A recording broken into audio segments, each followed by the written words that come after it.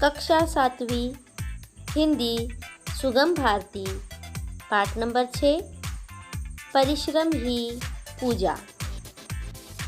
अस्सलाम वालेकुम प्यारे बच्चों, इस वीडियो में हम नया पाठ शुरू कर रहे हैं जिसका नाम है पाठ नंबर 6 परिश्रम ही पूजा।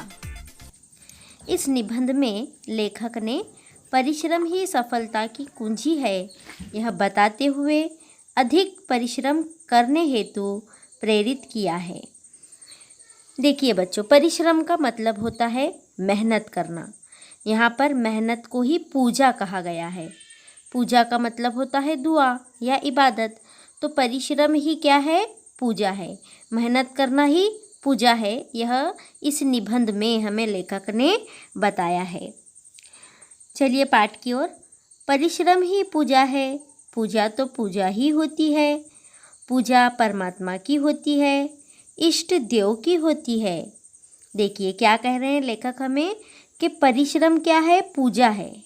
और पूजा पूजा ही होती है, यानी दुआ दुआ ही होती है। अब देखिए पूजा किसकी किसकी होती है? परमात्मा की होती है, खुदा की होती है। इष्ट देव यानी एक भगवान का नाम है, तो इष्ट देव की होती है। इस पर विचार अलग अलग हो सकते हैं, किंतु इसमें दो राय नहीं कि पूजा आलस्यमन नहीं होती।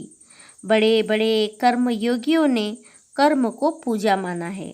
देखिए बड़े बड़े जो कर्म योगी हैं, कर्म योगी यानी सच्चे काम करने वालों ने कर्म को पूजा माना है। कर्म यानी काम, काम करने को, मेहनत करने को पूजा माना है। चिंतन की भी राष्ट्र को आवश्यकता होती है, परंतु वास्तव में परिश्रम की आवश्यकता इससे कहीं ज़्यादा होती है। देखिए क्या कहा जा रहा है यहाँ पर कि चिंतन करना यानी ध्यान देना, फिक्र करना, इसकी हमारे राष्ट्र को, हमारे देश को बहुत आवश्यकता है, बहुत ज़रूरत है। परंतु लेकिन वास्तव में यानी हकीकत में परिश्रम की आवश्यकता इससे कहीं ज़्यादा है। परिश्रम की यानी मेहनत की आवश्यकता बहुत है, हमको बहुत ज़रूरी है मेहनत करना। बचपन से ही परिश्रम करने का अभ्यास निस्संदेह आपको सफलता की राह पर ले जाता है। यानी बचपन से ही अगर आप परिश्रम करते हो, परिश्रम का अभ्यास करते हो यानी मेहनत करते हो, तो यह आदत आपको किस तरफ ले जाएगी? सफलता की राह पर ले जाएगी। यानी आपको वहाँ कामयाबी मिलेगी, सफलता मिलेगी। यदि आपको आलस्य की आदत पड़ गई हो तो समझ लीजिए कि आप पतन की ओर जा रहे हैं। देखिए यहाँ हमें क्या बताया जा रहा है कि अगर हम परिश्रम करते हैं तो हमें यह आदत निसंदेह यानी बिल्कुल सफलता की ओर लेकर जाएगी। यदि आपको आलस्य की आदत पड़ गई हो, आलस्य यानी सुस्ती करने की आदत पड़ गई हो, तो समझ लीजिए कि आप पतन की ओर जा रहे हो, यानी ज़वाल की तरफ जा रहे हो। यानी आपको तरक्की, कामयाबी नहीं मिलेगी, आप नाकामी की ओर जा रहे हैं। कब? जब आप आलस करते हैं। दुखों की मार से फिर आपको कोई बचा ही नहीं सकता। दुखों की मार से यानी जो भी दुख, तकलीफ़ें, मुश्किलें, कठिनाइयाँ आती हैं हमारे जीवन में, उससे फिर हमें कोई नहीं बचा सकता अगर हम आलस्य करते हैं। तो कहा गया है आलस्यो ही मनुष्याणां शारीरस्थो महारिपु। देखिए इसका मतलब क्या होता है? सचमुच आलस्य शरीर में ही बसने वाला हमारा सबसे बड़ा शत्रु है। महारिपु का मतलब होता है शत्रु। हमारे शरीर में बसने वाला हमारा दुश्मन, हमारा शत्रु कौन है? हमारा आलस है। संत कबीर केवल भक्त या संत ही नहीं थे, वे अपने हाथ से कपड़ा भी बुनते थे। देखिए इतने बड़े संत होने के बावजूद वह क्या परिश्रम करते थे? कपड़ा बुनते थे। वे परिश्रम को ही पूजा मानते थे। परिश्रम शारीरिक ही नहीं होता, सिर्फ जिस्मानी मेहनत ही नहीं होती, बल्कि मानसिक यानी ज़हनी और बौद्धिक यानी नफसी परिश्रम भी होता है। परिश्रमी में आत्मविश्वास होता है। देखिए बच्चों, जो परिश्रम करता है, कठिन मेहनत करता है, उसके अंदर एक आत्मविश्वास होता है, एक कॉन्फिडेंस होता है, खुद एतमादी होती है। उसे मालूम होता है कि परिश्रम का फल मीठा होता है। फल मिलने में देर हो सकती है, परंतु परिश्रम निष्फल नहीं हो सकता। जो मेहनत करता है उसे इस बात का पता होता है कि उसके मेहनत का फल उसे कैसा मिलेगा, मीठा ही मिलेगा, यानी अच्छा ही मिलेगा। फल मिलने में देर हो सकती है। देखिए, परिश्रम करने के बाद उसका फल, उसका नतीजा मिलने में थोड़ा सा देरी हो सकती है, लेकिन परिश्रम निष्फल नहीं हो सकता। निष्फल यानी फल रहित या बेनतीजा। मतलब क्या कि परिश्रम करने के बाद हमें फल मिलने में देरी हो सकती है, लेकिन वो निष्फल यानी बेनतीजा नहीं हो सकता।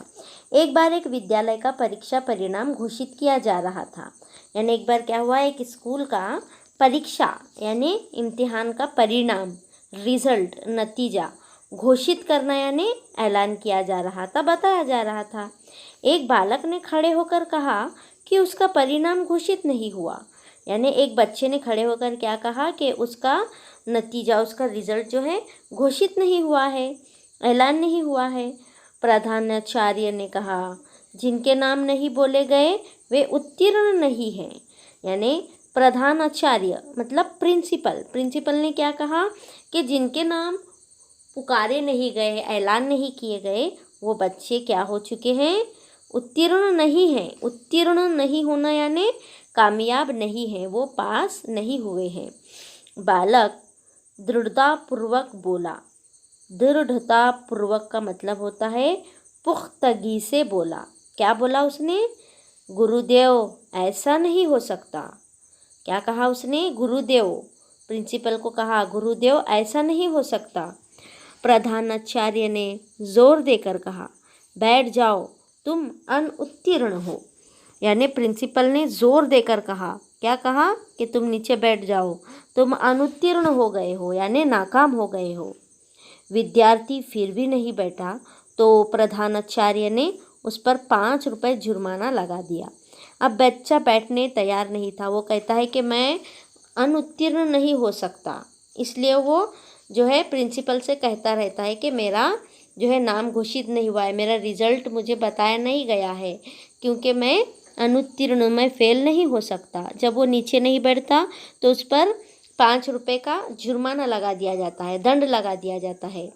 विद्यार्थी ने पुनः निवेदन किया। पुनः यानी दोबारा, निवेदन करना यानी दरख्वास्त करना। तो जुर्माना 10 रुपये कर दिया गया। 5 रुपये से जुर्माना कितना कर दिया गया, डबल कर दिया गया, 10 रुपये कर दिया गया। विद्यार्थी फिर भी नहीं बैठा, फिर भी वो बच्चा नीचे नहीं बैठता है। कक्षा अध्यापक ने भी कहा। अब कक्षा अध्यापक यानी क्लास टीचर ने क्या कहा, सर बालक ठीक कहता है, यह अनुत्तीर्ण नहीं हो सकता, यह पढ़ाई में कठिन परिश्रम करता है। देखो बच्चों, यहाँ पर भी क्या बताया गया है। अब टीचर जो होती है, क्लास टीचर, बताते हैं कि सर यह जो बालक है, यह बच्चा है, ये अनुत्तीर्ण हो ही नहीं सकता। यानी टीचर भी बताते हैं वहाँ पर, उसकी क्लास टीचर, कि ये बच्चा नाकाम नहीं हो सकता। क्यों इतने कॉन्फिडेंस से कहते हैं वो, क्यों कि यह पढ़ाई में कठिन परिश्रम करता है। कठिन परिश्रम करना, बहुत मेहनत करता है। इतने में विद्यालय का बाबू दौड़ा दौड़ा आया। अब बाबू यानी क्लर्क, वो दौड़ा दौड़ा आता है और क्षमा मांगता है। क्षमा मांगना यानी माफ़ी मांगना। क्या कहता है क्षमा मांगते हुए, सर टाइप होने में एक नाम छूट गया था। देखिए, जब रिज़ल्ट बनाया जाता है तो सारे बच्चों के नाम टाइप किए जाते हैं और उनके सामने उनका रिज़ल्ट लिख दिया जाता है। तो टाइपिंग में बाबू के हाथ से गलती से इस बच्चे का नाम छूट गया था। वह नाम उसी परिश्रमी छात्र का था।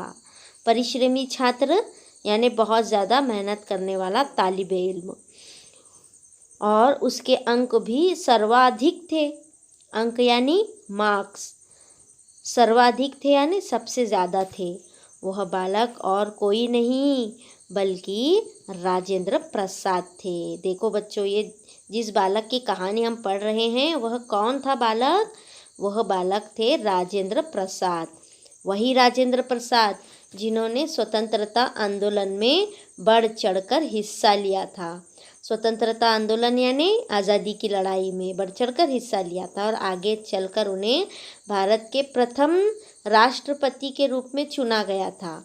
प्रथम यानी पहले, राष्ट्रपति यानी सदर जमहूरिया जिसे हम कहते हैं। तो यह पहले राष्ट्रपति चुने गए थे। इसके आगे का पार्ट हम नेक्स्ट वीडियो में पढ़ेंगे। तब तक के लिए हम आपसे विदा लेते हैं। अल्लाह हाफिज़। Nuzhat Tanveer Ahmed Bagalkote, assistant teacher, Maharashtra Urdu high school Kadwai, जिला रत्नागिरी।